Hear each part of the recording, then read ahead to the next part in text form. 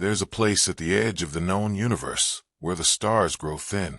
Not dark exactly, just thin, as if the light itself has traveled so far and for so long that it has forgotten how to be bright. Out there, where the density of matter drops to almost nothing, where even hydrogen atoms float centuries apart from one another, the cartographers of the Venn Collective had been working for 400 years. They were patient creatures, the Venn. Patience was perhaps their most defining trait. They had no heartbeat in the human sense. Their biology ran on slow electrochemical processes that moved like deep ocean currents, vast, powerful, unhurried. A single Venn could hold a thought for decades without losing the thread. They lived for approximately 9,000 years, and they approached those 9,000 years the way a sculptor approaches a mountain, carefully, deliberately, without urgency. The collective had been mapping the edge of the universe for the better part of 2 millennia, not because they needed to, not because there was anything useful at the edge, but because the Venn believed, with a certainty that ran through their entire civilization like a root system, that the universe deserved to be known, to be witnessed, to be recorded with care and precision and reverence.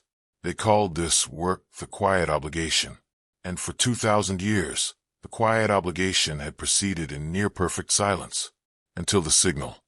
The cartographer who first detected it was named Severeth, though her closest colleagues simply called her Sev. She was, by Venn standards, relatively young, only 1,100 years old, barely past what her civilization considered early maturity.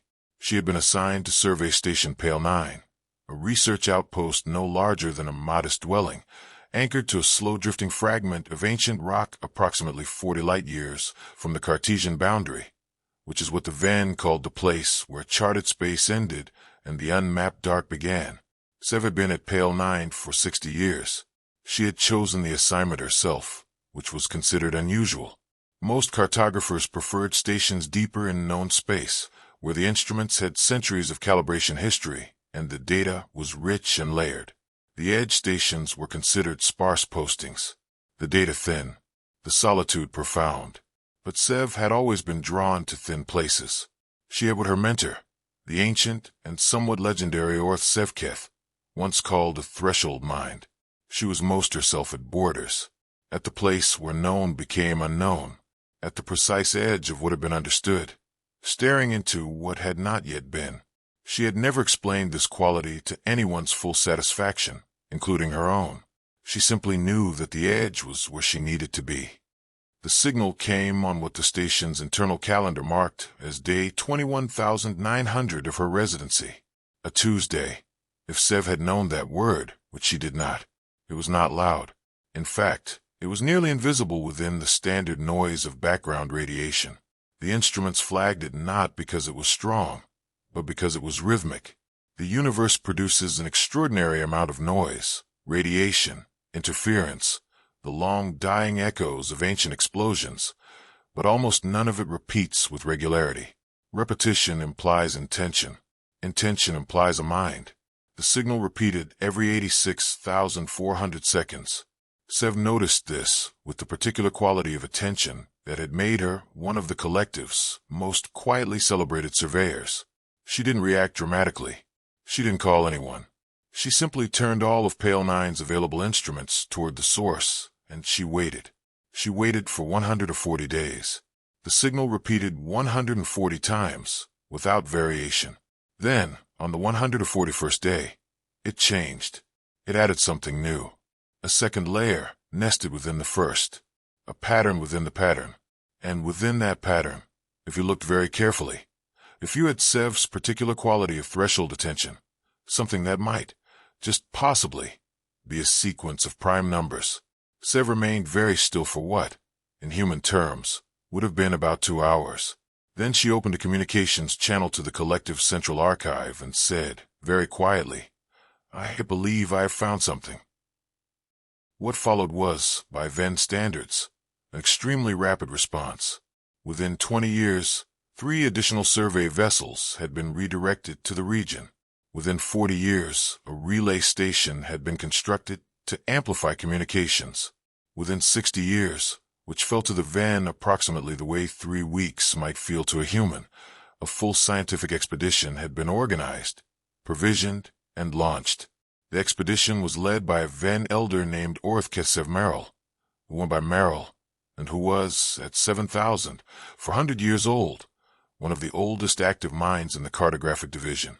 Merrill had seen things in 7 millennia that even the Collective's deep archives struggled to categorize. She had mapped the death of a star at close range. She had discovered 3 extinct civilizations. She had, on one memorable occasion, spent 2 centuries in unbroken meditation, simply trying to understand a mathematical structure she had encountered in a distant nebula, and had emerged from that meditation having fundamentally revised the Collective's understanding of spatial geometry. She was, in short, not someone who surprised easily. And yet, when the expedition's instruments finally resolved the source of the signal, when they got close enough to see what was actually there, drifting alone in the thin space, at the edge of everything, Merrill stood at her observation post for a very long time without speaking. The object was small, unimaginably small by the scale of the surrounding void. A physical artifact, constructed of metal and composite materials, roughly the shape and size of what a human child might make with 2 hands cupped together. Its surface was scarred and darkened by eons of radiation exposure. Several components had clearly ceased to function long ago, but some of them hadn't. Some of them were still running. A small internal power source, nuclear, clever, persistent, was still, after what the expedition's dating instruments calculated to be over 45,000 years, producing just enough energy to keep a single transmitter alive, and that transmitter was still broadcasting every 86,400 seconds, still marking the length of a day on a world it had left behind so long ago that the world itself might not remember it. Merrill looked at this small, ancient, stubborn thing for a very long time. Then she said softly, to no one in particular, "Where did you come from?"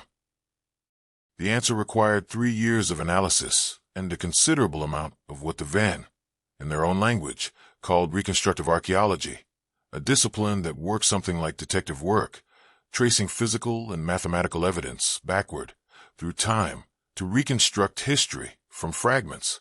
The object's broadcast contained, embedded within its rhythmic signal like a seed within a shell, an enormous quantity of encoded data. Most of it was severely degraded, but not all of it. The team's data specialist, a meticulous, quietly intense cartographer of middle age named Reth, who insisted on being called simply Reth, and who had an almost unsettling ability to find coherent patterns in noise, spent the better part of a year simply extracting what could be extracted, cataloging what could be cataloged, and sitting very quietly with what could not yet be understood. Reth had a habit, her colleagues had long noticed, of talking to difficult data as though it were a shy creature that needed coaxing. "You're not lost," she would say, very quietly, to a corrupted data string. "You know what you are. I just need to learn the language." And she would wait, and eventually, more often than chance could explain, the data would yield. What she found, after a year of this patient coaxing, was extraordinary. The object was a probe, a deep space exploration vehicle, launched by a civilization from a small, warm planet orbiting an ordinary yellow star near the edge of a mid-sized spiral galaxy approximately 200,000 light-years from Pale 9's position.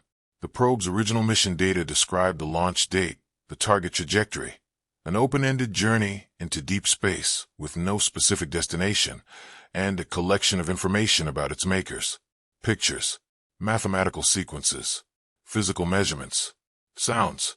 The sounds had degraded almost completely, but the images, stored in a format that Reth slowly, painstakingly decoded, had partially survived. The civilization called themselves, in their own language, something that translated imprecisely to people. Their physical form was bilateral, upright, relatively small. 2 eyes forward-facing. 2 upper limbs adapted for manipulation. 2 lower limbs adapted for locomotion. They lived on a planet covered predominantly in a compound that Reth's instruments confirmed was liquid water. They appeared to breathe a gaseous mixture rich in oxygen and nitrogen.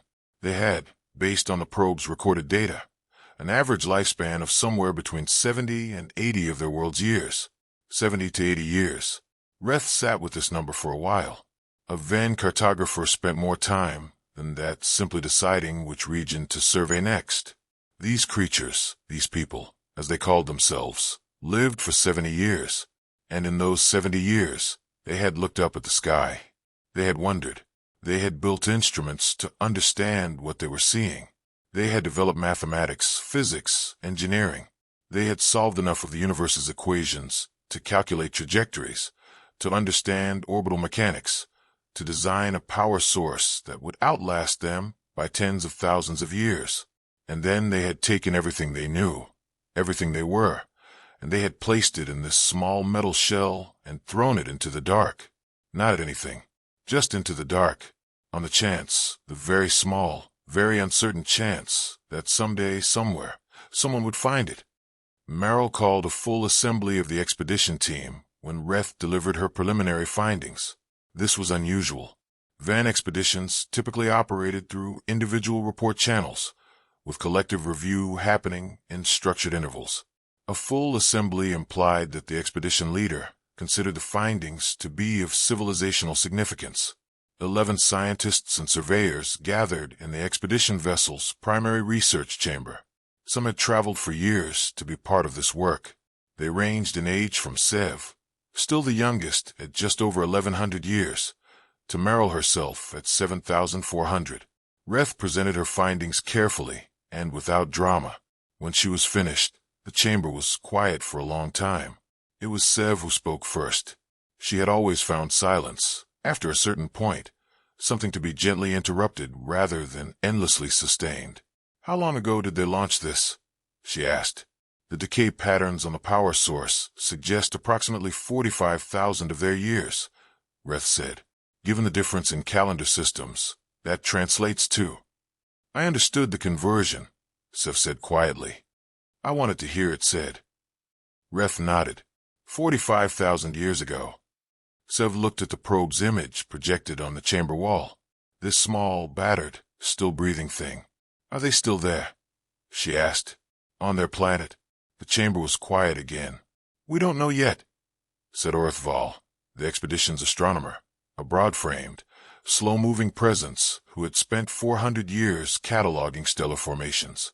"The galaxy in question is within theoretical observation range, but light travel time at this distance means what we observe will be approximately 200,000 years out of date." "Their planet as it was 200,000 years ago," Sev said. "Yes, they launched this probe 45,000 years ago, so any image we observe will predate even the launch." "Correct." Sev thought about this. She thought about a creature with a 70-year life throwing a message into the dark, and the message traveling for 45,000 years, and the people who made it having had no way whatsoever to know if it would ever arrive. No return signal. No confirmation, no acknowledgement. They had simply sent it. And then they had gone on living their 70-year lives and died, and been replaced by new lives and new deaths and new questions for 45,000 years, while this small metal thing traveled alone through absolute silence toward nowhere in particular. Sev found she needed a moment. She turned slightly away from the group, facing the chamber wall, and was quiet for what would have been, in human terms, about 30 seconds, a very small amount of time, and yet somehow it felt like the right amount. The question of whether the civilization still existed consumed the expedition's secondary research track for the next several years. Orthval directed long-range observation instruments toward the region of space the probe had originated from. This was slow work. The instruments needed recalibration for this range and this direction. The data required extensive processing, and the result, when it came, would show them only the ancient past, a historical snapshot frozen 200,000 years in time. Still, it was something. While Orthval worked, the rest of the team continued analyzing the probe. They found more than Reth had initially cataloged. The data recovery was painstaking, but the surviving information was remarkable in its density. The people who built this probe had packed it with extraordinary care, as though they understood, or hoped, that it might eventually reach minds very different from their own, and had tried to make it as comprehensible as possible. There were mathematical constants. The ratio of a circle's circumference to its diameter, the sequence of prime numbers, the physical properties of the elements, measurements of their own sun's energy output. There were diagrams of their own solar system, 8 planets, 1 star, a scattering of smaller bodies. There were images of their world from space, a sphere swirled with cloud cover, blue with water, brown and green and white. Unremarkable in one sense, just another rocky world in a habitable zone. But Sev found herself returning to these images again and again, standing quietly in front of the projection and simply looking.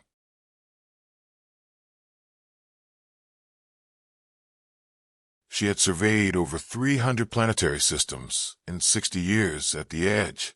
She had cataloged dozens of worlds with liquid water, breathable atmospheres, complex chemistry. She had never found life on any of them. This world had life.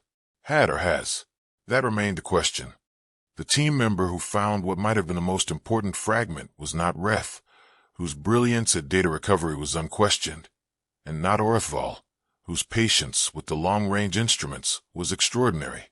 It was a quiet, somewhat awkward cartographer named Velsevreth, called Vel, who had been assigned to the expedition almost by accident when a senior member had been delayed by a family matter. Vel was 800 years old. She had spent most of her career doing routine cataloging work in mid-range survey stations, diligent and careful but not, by the collective standards, a particularly notable scientist. She tended to underestimate her own observations, preemptively qualifying them with lengthy caveats before anyone had the chance to doubt her. She came to Merrill's workspace late one evening. The expedition ship maintained a diurnal schedule for biological regulation, holding a data fragment she had recovered from what most of the team had marked as unreadably corrupted storage. "I may have found something," Vel said, in the tone of someone who expected to be told they had probably found nothing. "It's almost certainly degraded beyond usefulness, but the pattern structure doesn't look like random decay. I thought I should. It might be worth, I'm not sure it's—" "Show me," Merrill said. Vel showed her. Merrill was quiet for a long time. Then she said, "Get Reth." What Vel had found was a recording, not an image, not a mathematical sequence, a recording of a voice. Most of it was gone. Great sections of the original audio had decayed into unhearable noise. What remained were fragments, 12 distinct segments of audio, ranging in length from a few seconds to perhaps 30 seconds each, separated by gaps of unknown duration. The voice belonged to a single individual. Based on comparative analysis of the other biological images in the probe's database, it was adult, and probably male in the species' reproductive biology, though Reth was careful to qualify that she was extrapolating significantly. The language was, of course, completely unknown. No lexicon, no grammar reference, no translation key. But Reth was good at patient coaxing. She spent 6 months on those 12 fragments. She couldn't translate them. Not truly. Language without cultural context resists translation even by powerful analytical systems, and the Venn had no cultural context for this species whatsoever. But she could do something almost more interesting. She could describe the emotional signature. Venn linguistics, over millennia of contact with other civilizations, had developed a comprehensive theory of emotional acoustics, the ways in which the physical production of voice, regardless of language, encodes feeling. The frequencies, the rhythms, the pauses, the places where breath catches, and the places where it releases. Reth mapped the 12 fragments against this theory. Then she presented her findings to the full assembly. "Fragment 1, she said. Approximately 22 seconds. The speaker's vocal pattern shows elevated pitch and rapid modulation, consistent across species with excitement, anticipation, or pride. There is a long pause midway through, followed by what I believe is a deliberate breath. The second half of the fragment shows a shift toward lower register, something closer to solemnity, as though the speaker began with enthusiasm and arrived, midway through a sentence, at a larger feeling." The chamber was silent. Fragment 4 is the longest surviving segment, 31 seconds.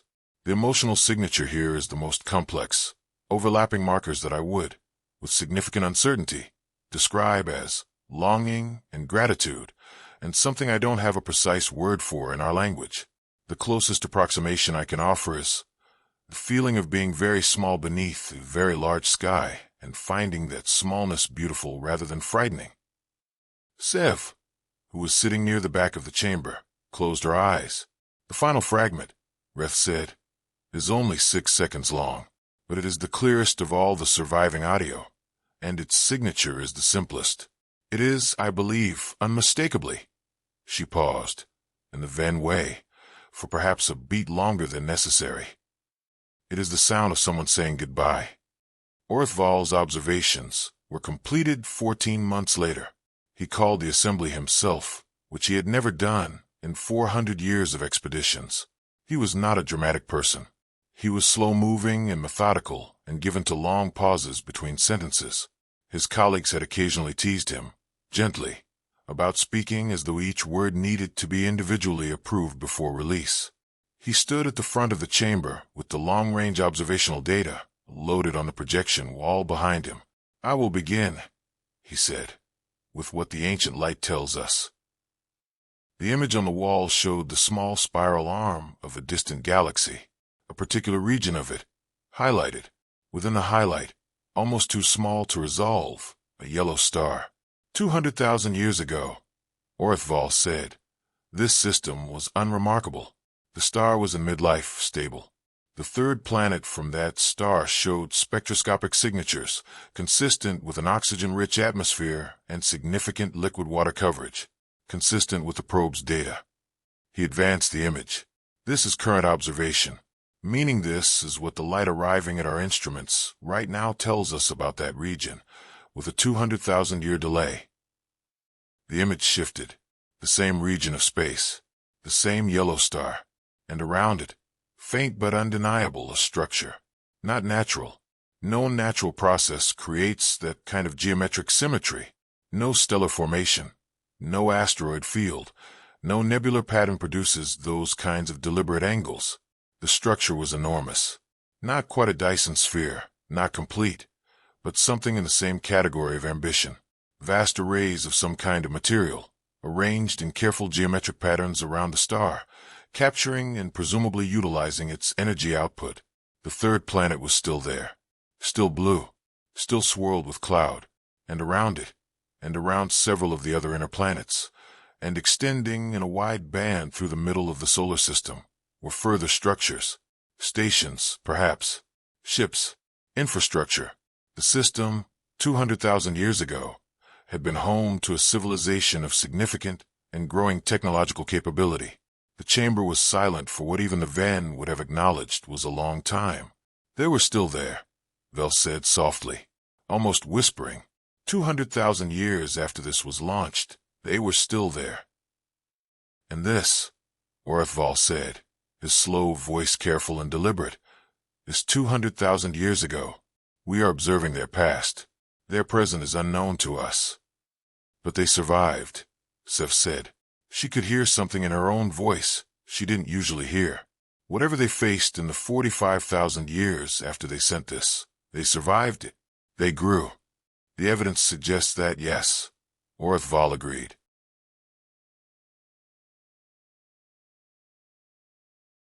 Sev looked at the projection, the small blue world, the vast structures around a star, built by creatures who lived for 70 years, who had looked up at the sky with their forward-facing eyes and decided, somewhere in their short ancient lives, that the universe was worth reaching into. How long would it take, Sev asked, to send a signal to that region? A proper communication? Something that could be received? Orthval looked at her for a long moment. At the speed of light, he said, approximately 200,000 years. So any reply would take 400,000 years total. Round trip. Yes, Sev nodded slowly. She thought about the probe's voice. The fragment that was 31 seconds of longing and gratitude and smallness that becomes beautiful. The 6-second goodbye. We should send one anyway, she said. The debate over whether to send a signal took 4 years. This was, by Venn standards, hasty decision. Important questions typically aged for decades before being acted upon. But Merrill, who had the authority to accelerate proceedings, chose to do so. She later said, in the expedition's official record, that she made this choice because certain questions do not benefit from further aging, because some answers are already present, waiting only for the courage to acknowledge them. The debate covered, methodically and thoroughly, every relevant consideration: the risk of contact with an unknown civilization, the ethical questions around initiating communication, the uncertainty about what this civilization had become in the 200,000 years since the ancient light left their system, the possibility that they were dangerous, the possibility that they were gone, the practical near impossibility of any response reaching either civilization in any time frame that either civilization's current members would live to see. This last point was raised most often by a cautious, precise cartographer named HFY, who was not unkind but who believed strongly in what he called the discipline of probability. He was skeptical by professional formation. He had spent 3 centuries finding patterns in data only to discover that many of them were artifacts of incomplete observation, and this had made him careful about hope. The signal we receive now represents 200,000 years ago, he said, more than once, in more than one session. We don't know who they are now. We don't know if they're there. We don't know if they would welcome contact. We don't know if they could interpret our signal even if they received it. We are, essentially, proposing to shout into the dark in the direction of a civilization we know nothing about on the basis of a single probe and some ancient light.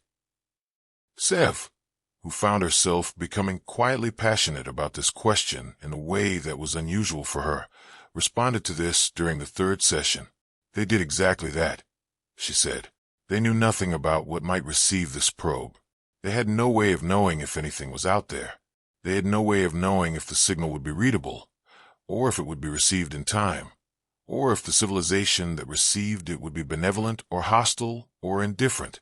They knew none of that, and they sent it anyway. HFY was quiet for a moment. "And you find that admirable," he said. "I find it," Sev said slowly, "the bravest thing I have encountered in 1100 years." The decision, when it finally came, was made by Meryl alone. This was within her authority as expedition leader, and she exercised it after the 4th year of discussion with the quiet certainty of someone who had made 7,000 years of decisions and knew when thinking had reached its natural end, the signal would be sent. It would contain the collective's standard identification protocols, mathematical constants, physical measurements, coordinate data, so that the receiving civilization would know it came from a mind and could begin to understand something of who had sent it. It would contain acknowledgement of the probe, the mathematical sequences it had broadcast, reflected back, so the receivers would know their message had arrived. And it would contain something Meryl added herself, without asking the committee's approval, at the last moment. She encoded the emotional signature fragment for the 31 seconds of longing and gratitude and smallness that becomes beautiful, translated into a mathematical structure that encoded the acoustic pattern, not the words, which were untranslatable, but the feeling. She included it because she thought they deserved to know that their feeling had been understood, that across 45,000 years and 200,000 light years, something had received what they sent and had been moved by it. The signal was transmitted on a day that the expedition's internal calendar marked with no particular ceremony. The weather on the ship, such as it was, did not change. No one gathered. No speeches were made. Ref stood at her instruments and watched the transmission go out, and then noted it in the official log. Sev, in her small research cabin, felt something she had been reaching toward for the entire expedition finally settle into place.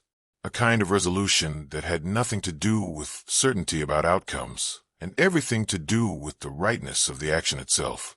She thought about the person whose voice was in those 12 fragments, the adult individual who had stood somewhere on a blue water world and recorded a message to the unknown and said goodbye to an audience they would never know and who would never know them. She thought about what that person might have imagined in the moments before or after the recording, whether they had hoped, whether they had doubted, whether they had looked up at the sky afterward and felt the weight of the impossible distance between themselves and anything that might ever hear them. She hoped they had also felt something else. She hoped they had felt, even without any evidence for it, even without any reason to believe it, that the message would arrive, that somewhere sometime In the vast and patient dark, something would be listening, because it had been, and the message had arrived. The expedition remained at the survey site for 11 more years before beginning the long return to the Collective's central archive. There was more work to do, more data to analyze, more fragments to recover, more of the probe's information to decode and understand. Vel, who had found the voice fragments that had changed the expedition's direction, became in those 11 years a somewhat transformed person. The diffidence that had characterized her earlier presentation of the discovery faded, slowly, as she realized that the discovery itself had been taken seriously, had mattered, had altered the course of an expedition involving 11 of the Collective's most distinguished scientists. She began gradually to present her findings with less preemptive apology. She began to trust, incrementally, that her observations had value. She found this change in herself interesting to observe. She noted, in the privacy of her own thinking, that the unnamed people who had sent this probe had probably included individuals who doubted their own value, who wondered if their contribution mattered, who sent their small piece into the dark without being entirely sure it was worth sending. And yet, she thought this was something the probe's makers would have understood, the relationship between uncertainty and action, the willingness to try a thing without being sure it deserved to be tried. She began to think of them, not as a civilization to be studied, but as something closer to kin. Reth, on the long journey home, completed her full analysis of the probe's surviving data and compiled it into what became the expedition's primary scientific document, a record that would eventually be incorporated into the Collective's deep archive and studied for centuries. But the final section of her report was not scientific in the traditional sense. It was something Merrill had asked her to include, at Seth's suggestion, and that Reth had initially resisted on the grounds that it was not precisely within the bounds of cartographic documentation. Merrill had told her, gently but firmly, that the bounds of cartographic documentation had just expanded. So Reth wrote it. She wrote about what it meant, scientifically and philosophically, to receive a message from civilization that had sent it without knowing whether the universe was listening. She wrote about the 70-year lifespan and what it implied about the urgency of curiosity. She wrote about the mathematical sequences and what they suggested about the universal accessibility of certain truths. She wrote about the voice and what it told them about the nature of longing, and about how longing in a creature with a 70-year life was not a small thing but a vast one, contained in a small vessel, but vast. And she wrote, at the end, a single sentence that she had spent nearly a year composing, that she revised 14 times, and that she was still not certain she had gotten quite right, but it was the closest she could come, and so she left it. She wrote, what they sent us was not a record of what they knew. It was a record of what they hoped. Sev, on the journey home, spent a great deal of time at the observation port that looked out toward the thin place, where the stars grew sparse. She thought about thresholds, about why she had always been drawn to borders and edges, to the place where the known gave way to the unknown. She had never been able to fully explain this quality of herself, even to Orth Sevketh, her old mentor, who had named it and observed it with gentle appreciation, but had never pressed her to account for it. She thought now that she understood it a little better.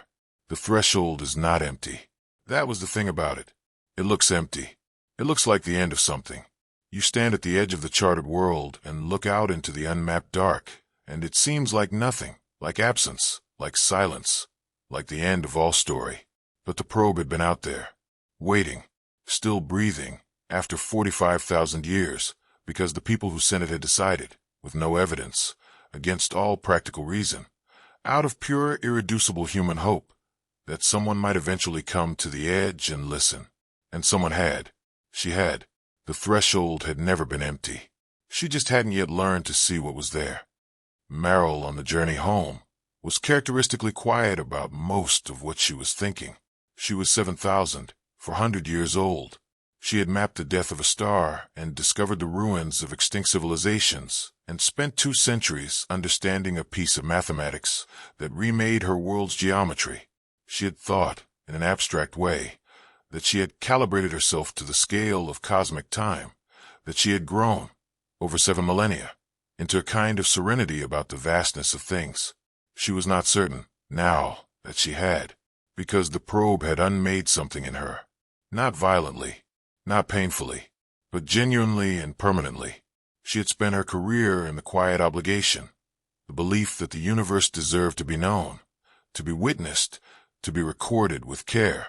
She had held this belief for thousands of years, had built her life on it, had considered it both her vocation and her philosophy, and now she found herself wondering if the quiet obligation had been, in some way she couldn't yet fully articulate, incomplete. The people who sent the probe were not trying to know the universe. They were not mapping it. They were not conducting what the Venn would recognize as research. They were reaching out. They were trying to be known. She turned this over for the 2-year journey home, examining it from every angle, the way she had once examined the mathematical structure in the nebula for 2 centuries, though this was a shorter meditation, and in some ways a more unsettling one, because its implications were not geometric, but personal. The Venn had spent 2 millennia at the edge of the universe, faithfully recording everything they found, guided by the belief that witnessing was the highest form of engagement with the cosmos. But somewhere in a distant galaxy, on a small blue planet with shallow seas and thin skies, creatures who lived for 70 years had looked up and decided that witnessing wasn't enough, that you had to reach, that you had to try, that the universe was not just something to be mapped, but something to be spoken to. Merrill wasn't sure, after 2 years of thinking about it, that they were wrong. The expedition returned to the Collective's central archive at the end of a journey that had lasted, in total, nearly 60 years. They were welcomed by the quiet, dignified ceremony that the Venn gave to returning scientific expeditions, a gathering of colleagues, a formal presentation of findings, a period of collective study and discussion that would eventually produce the archive's official assessment of the work. Merrill gave the presentation. She described the probe. She described the data recovery. She described the voice fragments, which Reth had rendered into a format that could be broadcast to the assembled audience. She described the long-range observations of the distant galaxy and what the ancient light had shown them, and she described the signal they had sent.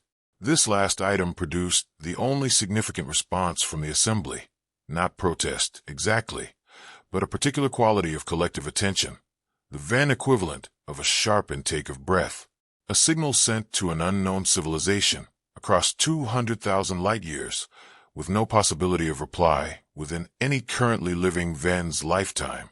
One voice from the back of the assembly, older, cautious, measured in the way of very long experience, said, "What did you expect to gain from that?" Merrill paused for a moment in the unhurried Venn way. Then she said, "Nothing that I can measure. Everything that matters." The voice from the back was quiet. Merrill looked out at the assembly, at hundreds of patient, ancient minds, accustomed to geological timescales and cosmic distances, calibrated over millennia to the long view of all things. "They sent a message to us without knowing we existed," she said. "They broadcast it into absolute silence for 45,000 years, and it reached us. It changed us. It will be in our archive and in our thinking for as long as our civilization endures." She paused. "We owe them a reply," she said simply. "Not because it will arrive soon, not because we will hear their answer, but because the universe is large and dark and full of things that have never been spoken to, and we know now, better than we did before, what it means to be heard." Sev, after the presentation, slipped away from the gathering and went to a small observation bay in the archive complex, a room with a curved viewport that looked out at the sky above their homeworld. She stood there for a while, looking up at the stars. Somewhere out there, the signal was traveling, 200,000 light-years of dark ahead of it, and no guarantee of arrival, and no certainty of understanding, and no possibility of reply in any lifespan currently alive. She thought about the person with the voice in the fragments, the 31 seconds of longing and gratitude and smallness that is beautiful. She hoped they had known. Not specifically. She understood the impossibility of that. But somehow, in the way that the brave sometimes know things without evidence, in the way that the hopeful sometimes feel what cannot yet be confirmed, she hoped they had known that they were not alone, that the universe was, in fact, listening, that the message would arrive. The probe itself was brought back to the central archive and placed in the collection designated for objects of civilizational significance. It was not the largest object in the collection. It was not the rarest by material composition. It was not the most technically sophisticated. By almost any metric of comparison, it was a small and simple thing, but it was placed in a position of honor at the center of the collection, in a case that preserved it against further decay, with all its instruments still intact, including the transmitter that was, even now, still broadcasting, every 86,400 seconds, still marking the length of a day, still calling out to whoever might be listening. The archive's documentation team debated for some time what to put on the descriptive panel beside the case. Eventually, after considerable discussion, they settled on a description that was accurate and complete, and that said, simply, what the object was. It was a message from a people who were small and brief and brave, who had looked at the vast dark and decided it deserved to be spoken to, and who had trusted, without any reason to, against all practical wisdom, out of the irreducible essence of what they were, that someone would eventually hear them, and someone had. Years passed, decades, centuries. The collective continued its quiet obligation, mapping the edges of things, recording what was there to be recorded, witnessing the universe with its characteristic patience and care. But something had shifted, not dramatically, not all at once, but slowly, in the way that genuine changes usually happen, through accumulated understanding, through stories told and retold, through the particular way that a single discovery can quietly alter the assumptions of an entire civilization without ever quite announcing itself. The cartographers who came after the Pale Nine expedition, the students and successors of Sev and Reth and Vel and Merrill, brought with them something that had not quite been there before. They still mapped, they still recorded, they still witnessed, but they also now listened differently. They had learned that a signal can be there, patient and persistent, for tens of thousands of years, and still be real, that the thin places at the edge of the known world are not empty, that the things worth hearing are not always the loudest things, that someone small and brief and brave might be out there, calling into the dark, with no guarantee that anyone will hear them, and that the right response, the only response that honors what was sent, is to call back. The signal, for its part, traveled on. 200,000 light-years of dark ahead of it. Each second, another small increment of distance covered. Each increment, another second of the message's long journey toward a world that had no idea it was coming. It carried the collective's identification. It carried the reflected sequence of prime numbers, the mirror of the probe's own first greeting, thrown back across the years. It carried Merrill's edition, the 31-second emotional signature, the feeling of longing and gratitude and smallness that is beautiful. And it carried something else, something that had been added quietly by Reth, without announcement or explanation, in the final transmission protocol. A single brief sequence, 6 seconds long, clear and clean and unmistakable in its emotional signature. A hello, chosen because the probe had given them a goodbye, and because it seemed right that the reply should offer something new. Something that pointed not backward at what had been, but forward at what might still be. A hello, traveling through the dark, aimed at a small blue world and whatever had grown from it, taking its time, patient as starlight, certain to arrive. Somewhere in the dark between here and there, if you knew exactly where to listen, and if you had instruments precise enough to hear it, you would find two signals passing each other in the night. One very old, one much newer, both made by minds that had looked at the vastness of things and refused to be silenced, traveling in opposite directions. Neither yet arrived, both in their own way already home. And that is the thing about the dark. At the end of all the explaining, at the bottom of all the wondering, it seems like emptiness. It seems like absence. It seems like the end of all things. Out there where the stars grow thin and the light has traveled so far it has almost forgotten how to be bright. But there are messages in it, old and new and patient and brave. There are voices traveling through it, carrying the shape of feelings that have no translation, only recognition. Longing, gratitude, The specific smallness of standing beneath a vast sky and finding that smallness not frightening, but beautiful. There are people, small and brief and brave, who looked at the dark and did not flinch, who built something careful and left it to travel, who said goodbye to an audience they would never see, and who trusted, in the way that the best of us trust impossible things, that the universe was listening. It always was. Close your eyes now. The signals are still traveling. The archive still hums in the dark, holding its small and precious things. And somewhere on a quiet blue world, someone is looking up at the sky tonight, wondering if they are alone. They are not. They never were. Let that thought carry you. Slow and quiet, steady and warm, out into the dark that was never really dark at all, just full of things traveling toward you, taking their time, certain to arrive. Rest now. The story knows where it's going. It always did.